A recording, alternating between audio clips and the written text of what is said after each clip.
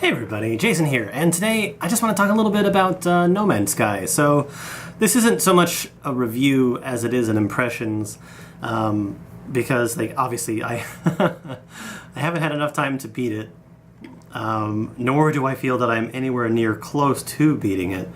But I just basically want to talk a little bit about how I feel about the game and how it seems to be progressing and sort of what's going on with the game that's keeping me playing, if it is, which it is.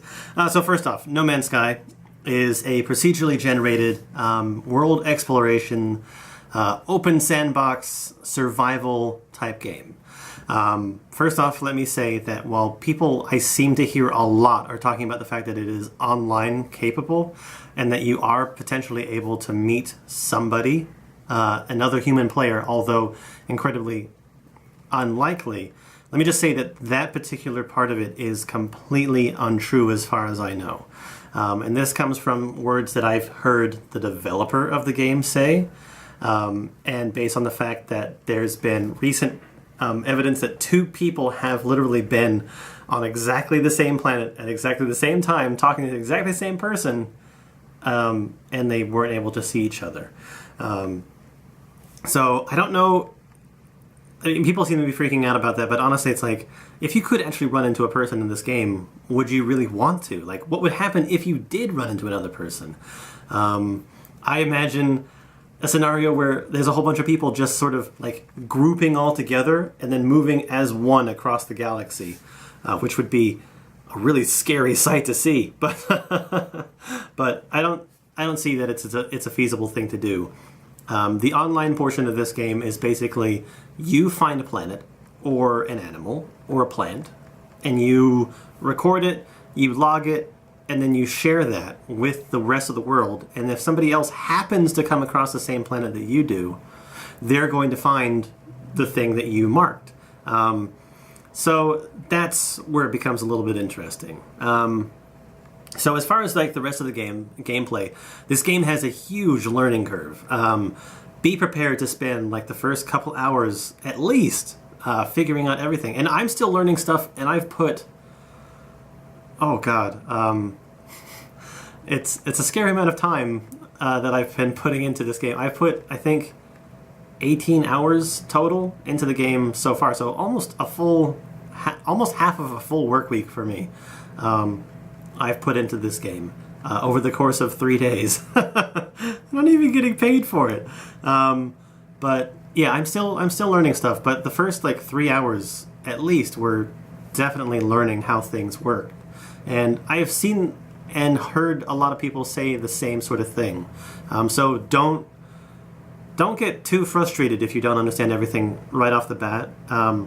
The thing that I think first and foremost confused me was one, like how everything went together, how everything worked, and the crafting menu and everything like that. So just use the cursor in the menu, hover over things, and read what it says, because it'll tell you exactly how to do it. The other thing to remember is that in the bottom right hand corner of the screen, it will give you hints as far as like what it thinks that you should be doing next, and that can be invaluable too. Please, like once you get your scanner and your analyzer all set up and ready to go, use them. Analyze everything. That's how you actually earn a lot of credits, and could even potentially be very valuable for you when you're looking to purchase like a high dollar type item. You don't get a lot of credits, but the more stuff you scan, the more credits that you'll earn for getting something else in the long run. And then your scanner, it basically activates the left thumbstick as a clicking scanner that you can use every so often.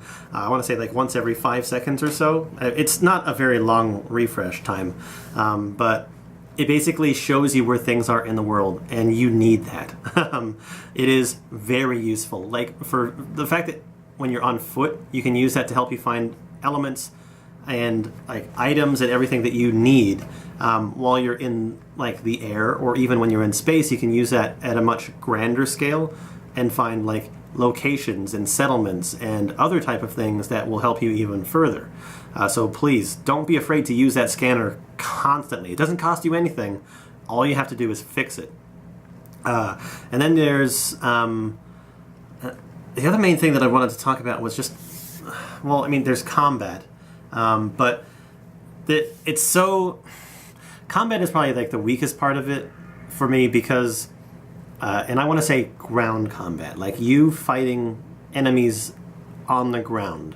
It can be a little bit hard to get used to because it doesn't seem like you can move fast enough to actually be able to target, and it doesn't seem to have like proper third-person controls to allow you to evade and dodge. Basically, you're going to take some hits, and it could potentially put you in trouble. So either be ready to run away, or be ready to hide behind things, or be ready to die.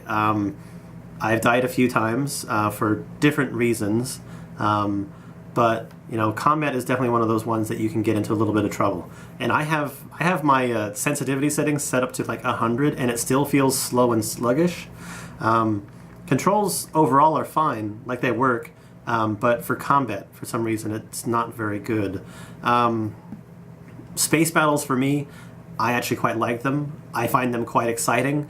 I'm not very good at dogfights in flying type games, so I feel that the fact that they're kind of slower paced makes it a little bit easier for me to handle. I have died twice due to dogfights, and I don't know, like I was like, it's like an edge of the seat type of moment for me. Let's see, space exploration. So each of the planets is procedurally generated. You basically warp into different solar systems. So basically, each level of progression is going to be a different solar system that you're exploring. The solar system, from what I've seen, have at least, I want to say like the minimum that I've seen is like 3 planets.